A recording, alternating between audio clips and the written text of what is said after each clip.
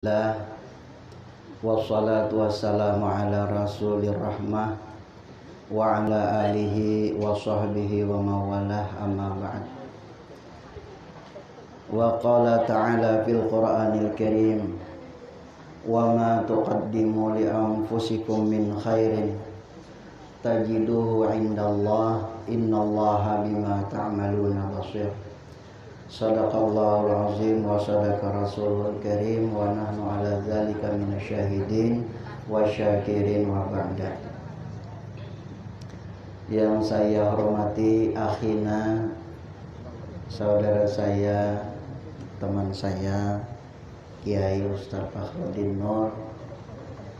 Beliau ini seperjuangan, ya, alumni PHI, sama-sama di PHI, alumni Al-Mashhad Pekalongan Jawa Tengah, bahkan sekamar. Kami disandingkan seperti ini seperti pengantin LGBT. Macam pengantin LGBT. Kami sering-sering berdua ceramah, tapi kan dia sudah bersanding kayak ini.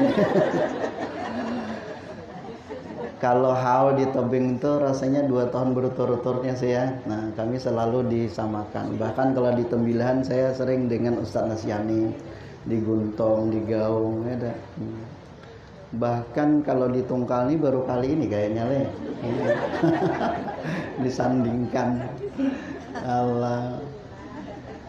Bahkan pernah saya di Pulau Kijang itu, Bu, pasnya di Binteng, diundang oleh Pak Rusman Malomo, wakil Bupati Tembilahan, ceramahnya berlima dari Jakarta, dari Pekanbaru, dari Pulau Kijang, dari Binting Sorang ada kiai besar di sana. Saya dari Tungkal. Selesai ceramah jam 2 malam, luar biasa ya. Di sini sampai jam 2 malam orang bulikan. Nah, hari ini kami di sini dipertemukan Allah disebabkan undangan oleh Hajah Sumartini. Alhamdulillah hari ini kami bisa bersama-sama. Terima kasih banyak kepada segenap panitia penyelenggara, kepada Hajah Sumartini yang mengundang kami. Insya Allah kami manfaatkan waktu ini sebaik-baik mungkin. Pada kesempatan baik ini saya hanya mengkaji ulang. Mudah-mudahan yang saya sampaikan ini besar manfaatnya bagi kita semua. Di dalam kitab ini namanya kitab Hikam yang sudah khatam diajarkan oleh Kiai Hasan Basri. Saya mau ulang-ulang saja. Pada halaman 18, ini kan kita nih, Bu, ada ceramah Biasa kami ceramah berpanggung. Nah, ini pengajian biasa aja nih. Ya. Di sini dijelaskan bahwa ada 3 ulama besar yang mengatakan, yang pertama bernama Syekh Ja'far Shadiq radhiyallahu an. Yang kedua dikatakan oleh Ibnu Mas'ud radhiyallahu an, dan yang ketiga dikatakan Syahal Ibnu Abdullah radhiyallahu an. 3 ulama besar ini mengatakan, kata Ja'far Shadiq, dunia ini adalah melelahkan, tidak akan bisa dikejar kebahagiaan. Itu kata Ja'far Shadiq. Dunia ini melelahkan, kada bisa dikejar kebahagiaan dunia ini. Kata Ibnu Mas'ud radhiyallahu an, dunia ini hanya duka cita saja, ya, duka cita. Nah, yang ketiga kata Syahal Ibnu Abdullah radhiyallahu an, dunia ini hanya susah dan sedih. 3 ulama besar ini mengatakan dunia ini ada yang nyamannya. Coba ya, ada yang nyamannya. Sehingga beliau berkata, la tastaghrib wuqu'al aqdar ma dumta muqiman fi hazid dari. Engkau jangan heran selagi hidup di dunia kesedihan dan kesusahan akan menimpa dirimu selama engkau hidup di dunia. Artinya hidup di dunia ini kada mau kebahagiaan tuh udah mau, kata beliau. Ini kata beliau, aku mengulang-ulang aja. Kalau kita pikir-pikir bujur aja Bu ya, secara zahir kita pikir-pikir. Kadang awak sudah nyaman di rumah tanang, bini maulah susah. Bujur atau? Kadang bini tanang, laki beri muar. Iyalah. Kadang laki baik, bini baik, anak maulah bertingkah. Betul atau? Nah, anak baik, bini baik, laki baik, minanto beri muar. Tak tu bahasa Banjar. Alah. Kadang-kadang kita berdua laki bini asik, kabe pandir segala macam. Anak datang macam-macam ya dah. Nah, itu nanya. Artinya hidup ini kata beliau tidak akan tenang. Jadi orang bahari berkisah, aku nyaman sudah katanya. 5 anak kawin beretaan sudah. Orang bahari bila anak tuh kawin beretaan bujang gadis tanang pikiran. Hanya imbah menyambat kada setahun 5 lahir cucu. 5 lahir cucu. Apa dah sibuk ngurus cucu. Ayahnya mamanya begawian. Kabila tanangnya. Jadi anak cucu ini membuat kita apa namanya kita ya kada nyaman, kata Syahal Ibnu Abdullah ini. Ya dah. Nah. Kakanak wahini ngalih bener dipadahi, awak nasihati dianggapnya mamamai. Bila waya sarik inya guring rumah nini, lingasa dikait duit kita dicuntani. Orang Banjar kata. Siang dan malam sibuk banget main HP, keluar ke dalam masuk kamar lalu pergi. Rupanya bujur ada nang maha dengi, itu tandanya kakanak hendak balaki. Iyalah Bu, iyalah. Anak bujang gadis kuitan ya Allah. Asa keluar rumah tuh ada macam-macam tuh pikiran. Itu membuat usang susah itu. Kata Sahal Ibnu Abdullah tadi. Bujur tuh Bu. Ulunnya sudah punya anak bujang gadis punya. Inya keluar satu matnya dari rumah tuh gelisah. Telepon kawannya, telepon sini ya dah. Nah, itu kata ulama yang 3 macam nih. Tetapi saya baca di dalam kitab Bahrul Mazi, qila waqal. Kalau di pondok pesantren itu orang nyambat qila waqal, bila ditanya dijawab. Kami dengan Saparudin ini di pondok Pekalongan tuh sepondok sakamar ulang. Beliau ini tukang masak. Tukang masak kami, hidin ini ading 2 olon. Jadi hidin ini ban ading lo makanan berdua, kami ini banyak bertujuh sekamar. Ini terakhir makan menyompat berdua ada makan demayo. Jadinya terakhir makan. Saur ini bagus orangnya, ading dulu makannya on kami ini makanan tiap hari ibu masak nukar wartel. Nah itu moninya masaki nyaman, habis terus kami giliran kami bermasak manang una selera kami ada cocok selera. Jadi kayak Sabrudinnya kayak itu lawas, ada sekawan tuh lawas. Jadi tahu benar. Jadi qila waqal ditanya dan dijawab oleh Syekh Ahnaf bin Aish radhiyallahu an. Jadi Syekh Imam Ahnaf bin Aish ditanya, ya Syekh, ini sesama wali bertakon. Kaifa biwujudi sa'adah. Macam mana cara membentuk kebahagiaan diri itu macam mana? Nah itu beliau membentuk. Lalu beliau menjawab, bisa kita membentuk kebahagiaan dunia akhirat itu bisa, kata beliau. Dengan catatan, pertama kata beliau, orang itu bisa bahagia. Pertama syaratnya salamatuddin, agama selamat. Akhirnya agama selamat tuh, agama tuh diisi, agama tuh berisi. Kita ini agama tapi diisi agama tuh. Artinya agama tuh jangan kosong. Nah, makanya kita mengaji-ngaji nih kan, itu satu. Yang kedua kata beliau, pertama syaratnya itu, yang kedua salamatul qalbi, selamat hati. Hati selamat. Arti hati selamat itu kata ayah biqalbin salim, hati selamat itu bebaskan daripada sifat kemunafikan. Nah, artinya hati berisi. Nah, yang ketiga kata beliau salamatul aqli, akal harus selamat, artinya akal itu harus diisi.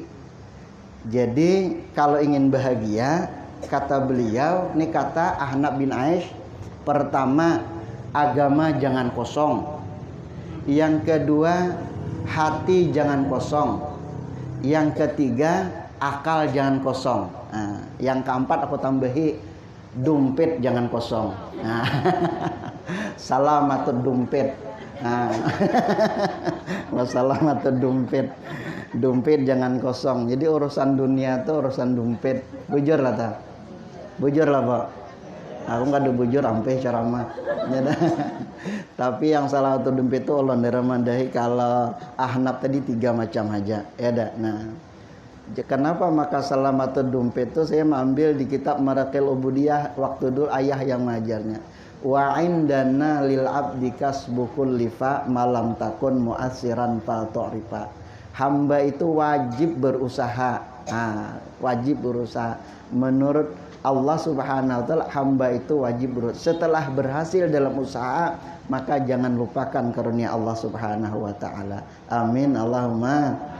Astaghfirullah Rabbal baraya, astaghfirullah minal khataya, astaghfirullah Rabbal baraya, astaghfirullah minal khataya. Nah, saya sampaikan secara detail, dikit-dikit lah. Yang dimaksud dengan isi agama itu, kalau ingin menginginkan kebahagiaan dunia akhirat, isi agama itu dengan maksud mulazamatul jamaah wa mulazamatul ta'lim wa ta'allum bimakna takallub matlubu syai' ba'da syai'. Itu satu. Artinya senantiasa bersama-sama dalam ridha Allah dan mempelajari proses belajar mengajar sedikit demi sedikit. Wahen. Loko karuna datang. Supaya aku wahen usah Parudin betok. Nah, itu syaratnya tuh bahwa isi agama itu dengan sering-sering hadir di majelis ilmu seperti ini. Itu syarat bahagia. Nah, minimal kata beliau mempelajari ilmu tauhid supaya akidah benar, mempelajari ilmu fikih supaya ibadah benar, mempelajari ilmu tauhid supaya hati benar. Nah, wajib hukumnya mempelajari 3 macam ilmu tadi. Yang kedua, isi agama itu diisi dengan aurat-aurat.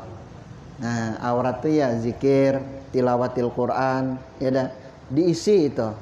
Baru agama itu berisi.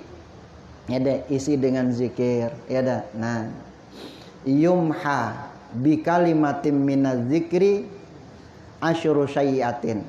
1 kali berzikir dengan ikhlas bisa menghapuskan 10 macam dosa besar.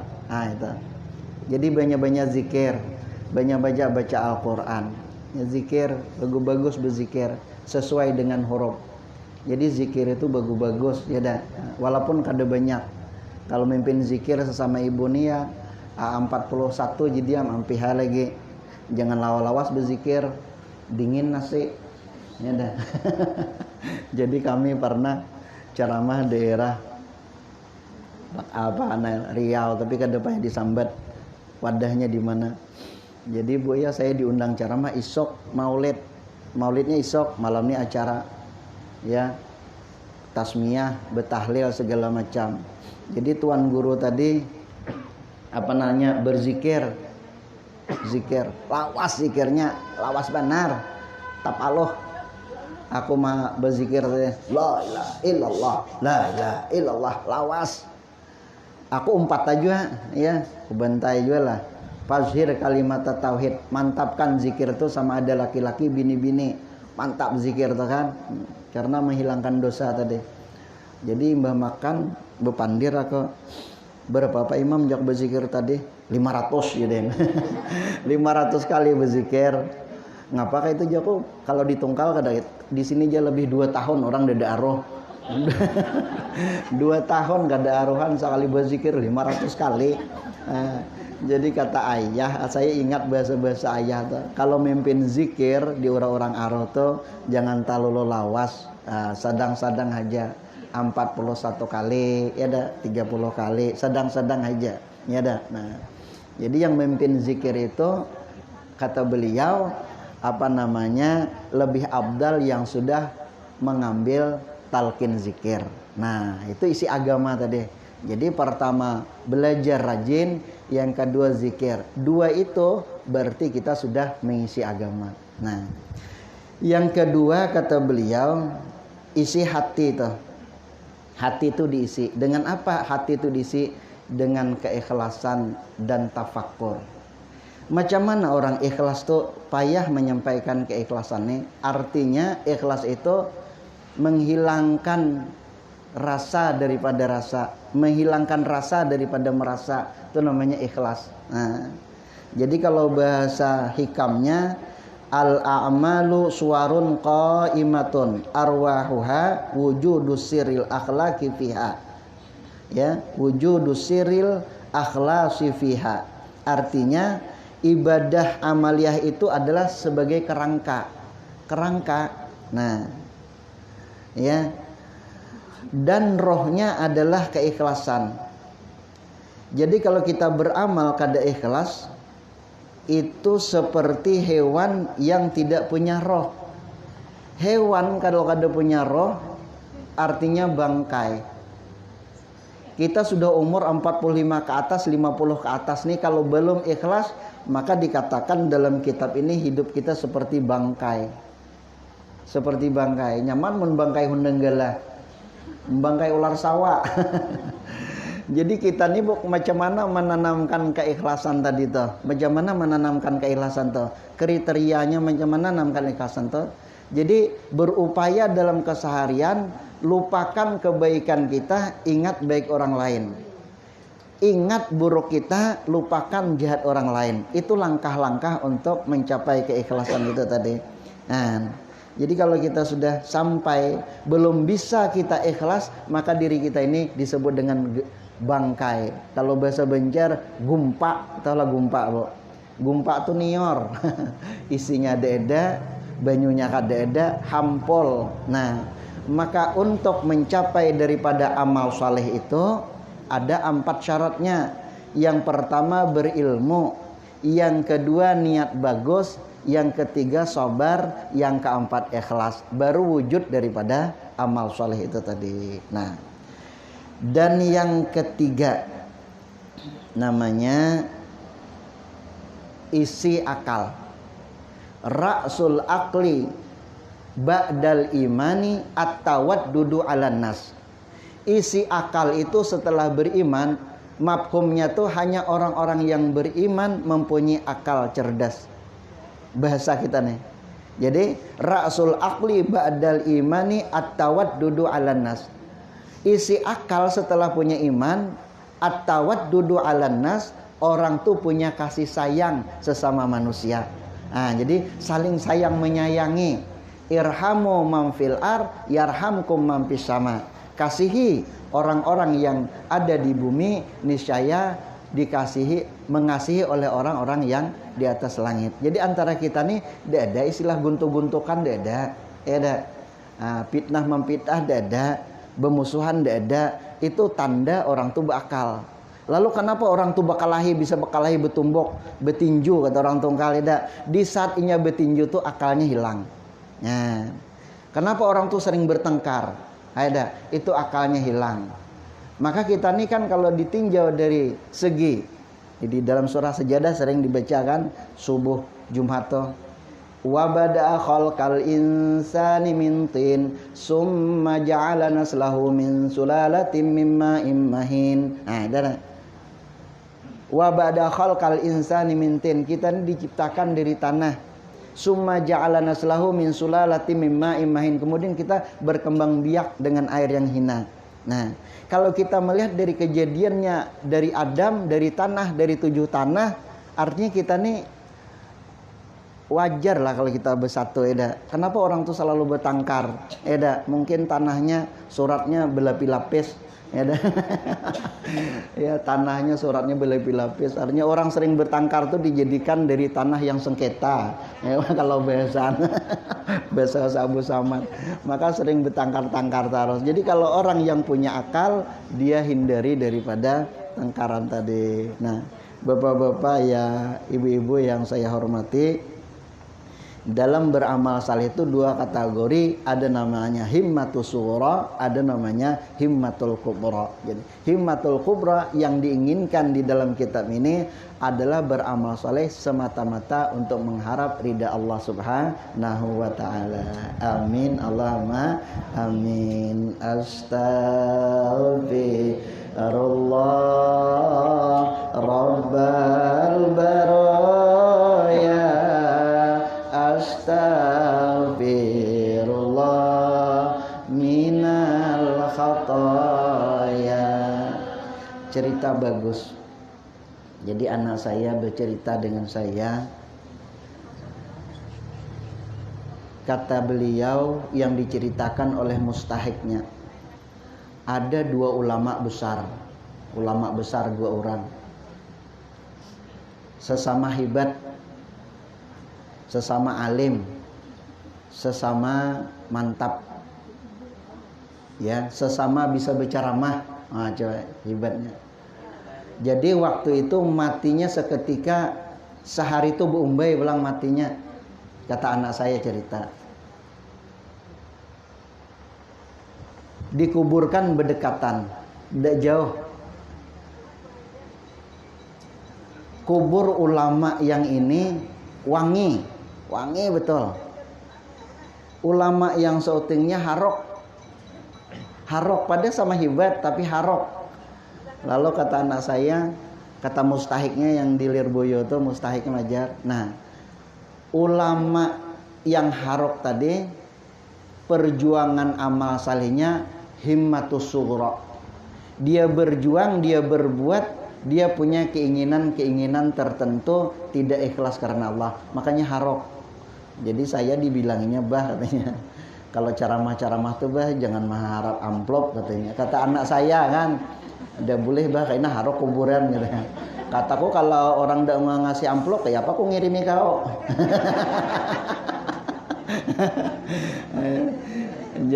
Jangan mengharap katanya, kalau orang ngasih ambillah, tapi mengharap banget jangan. Oh kayak itu kataku kalau orang udah ngasih amplop, cuman aku ngirimi kau kataku kan.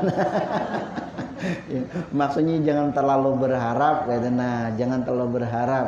Nah, itu yang disebut dengan himmatus sughra tadi, punya harapan-harapan lain. Nah, yang kedua himmatul kubra, dia berjuang betul-betul mengharap ridha Allah. Nah, ini nang arom tadi nih. Nah, mudah-mudahan kita hadir di sini bertaan mengharap ridha Allah. Amin, Allahumma amin. Nah, karena waktunya sudah dibatasi setengah jam pas ya deh. Nah, pas setengah jam giliran tuan guru kita pulang ya. Ini lebih seru lagi nih ya dah. Kurang mau mulai bener ya. Insyaallah beliau kena sampai jam 5. Nah, ya jam 5. Mudahan apa yang saya sampaikan ini besar manfaatnya bagi kita semua.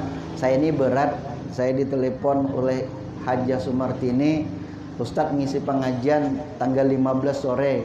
ganti Habib Husin ya, aduh baratnya nggak tahu ganti Habib Husin. Jadi sakato-katolnya lah ya.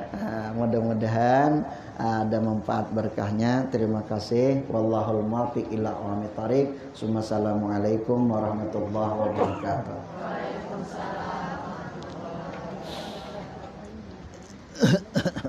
Assalamualaikum warahmatullahi wabarakatuh. Bismillahirrahmanirrahim.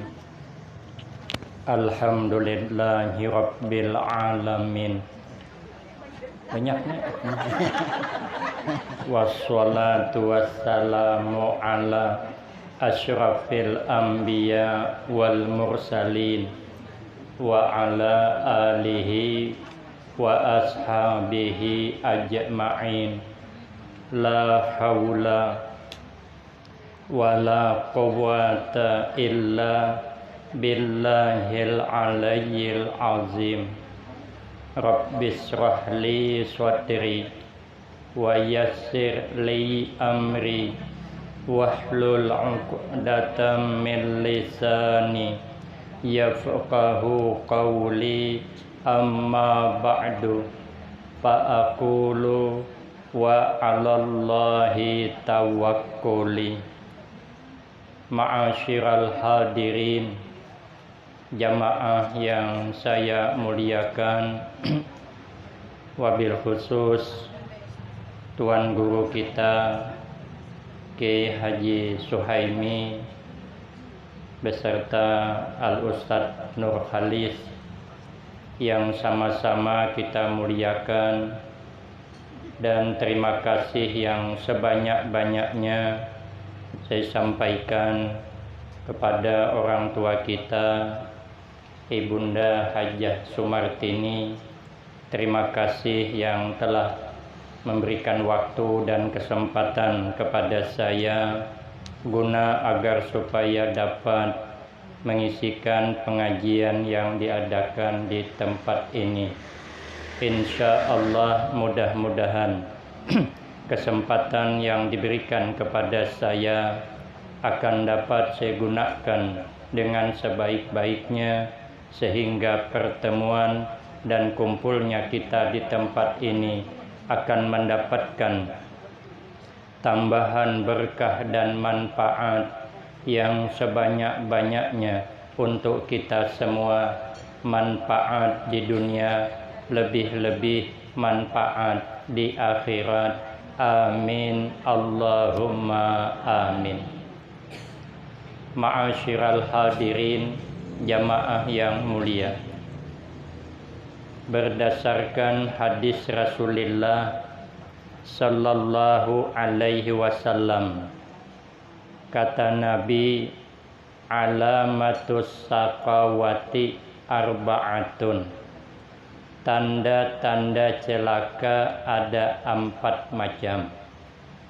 Tapi dalam lanjutan ini hadis, wa alamatus sa'adati arba'atun, dan tanda-tanda bahagia juga ada 4 macam.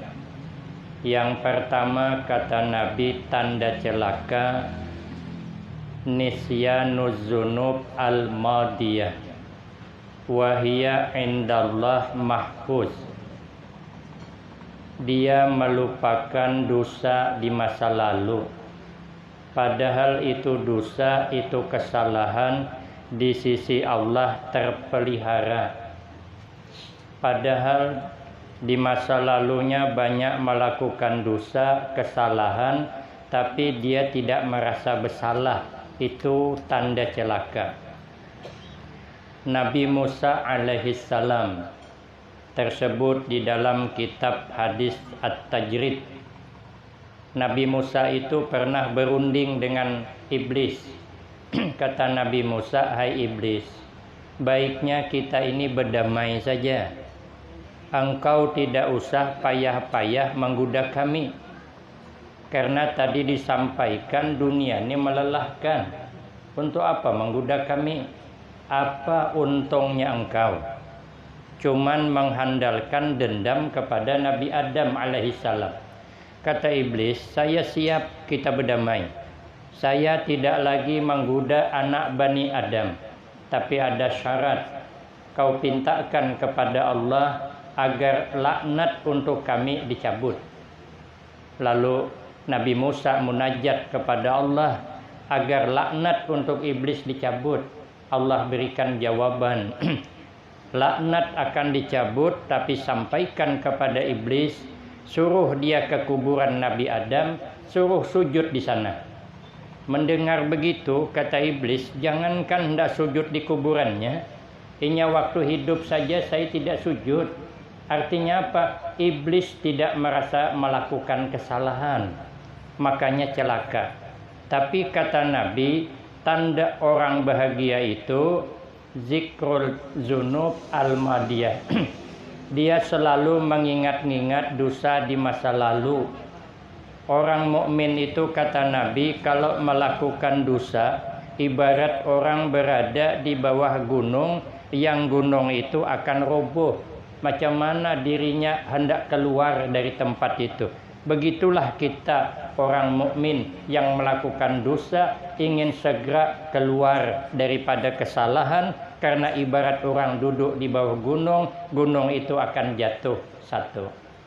Yang kedua, tanda orang itu celaka kata Nabi, yang kedua, zikrul hasanat al-madiyah wala yadri akubilat amruddat.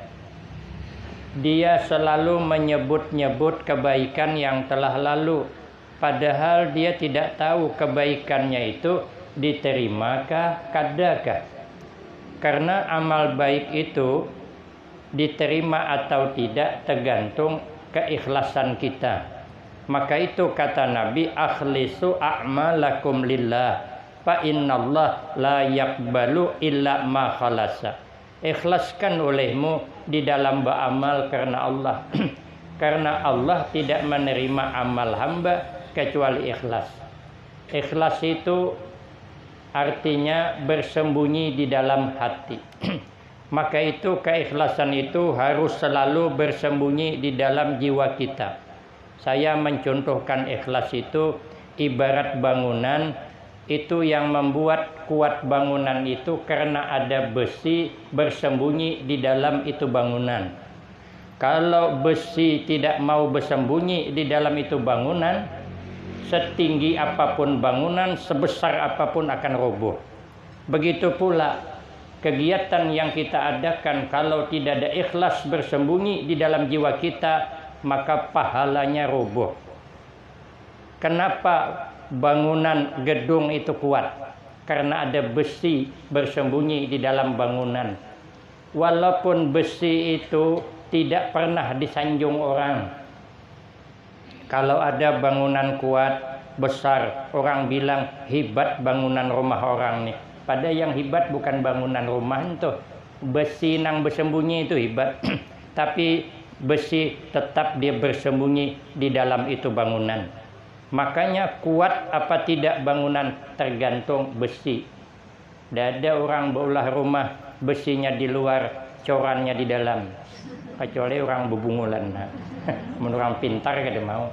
Makanya kita nih beramal jangan pamer begitu. Harus bersembunyi di dalam hati, ikhlas kepada Allah.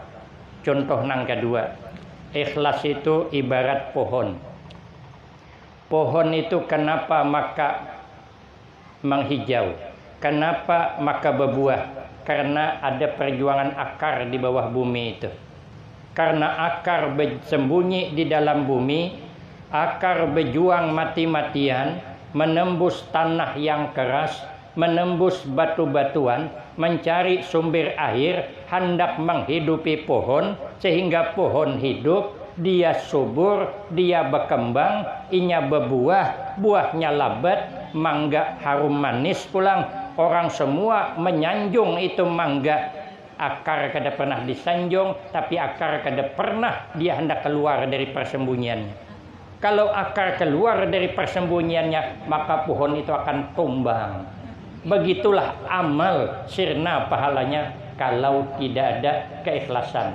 Makanya kami bulik di Pekalongan, saya sering cerita kami dipanggil kiai kami, jelas sama beliau nih, buat rekaman, beliau kirim ke alumni. Dibuat rekaman pertama, kata beliau, alumni Pekalongan kalau ceramah jangan kasar-kasar. Makanya saya Suhaiminya lambut-lambut aja. Ada mau kasar-kasar, kenapa? Kita nak kasar-kasar, belum tentu kita lebih baik daripada sempian. Jangan-jangan sempian malam tadi tahajud pol, kami guringan, kepanatan. Makanya kan paharatnya ceramah. Kalau kau baik orang pada awak, kadang-kadang kan orang itu ada orang mulia menyembunyikan kemuliaannya. Ada. Makanya kita jangan memandang orang enteng, jangan kasar aja sidin. Nang kedua aja sidin, beramal itu harus ikhlas. Harus ikhlas. Kata Suhaimi tadi, jangan pernah mengharap-harap, tapi membayangkan tidak apa-apa. Mengharap-harap kada boleh. Sahabat Umar dikasih Nabi sesuatu, kata sahabat Umar, jangan kasih saya ya Rasulullah, masih ada yang lain membutuhkan dari saya. Kata Nabi, jangan, setiap pemberian ambil, yang penting kau tidak mengharap.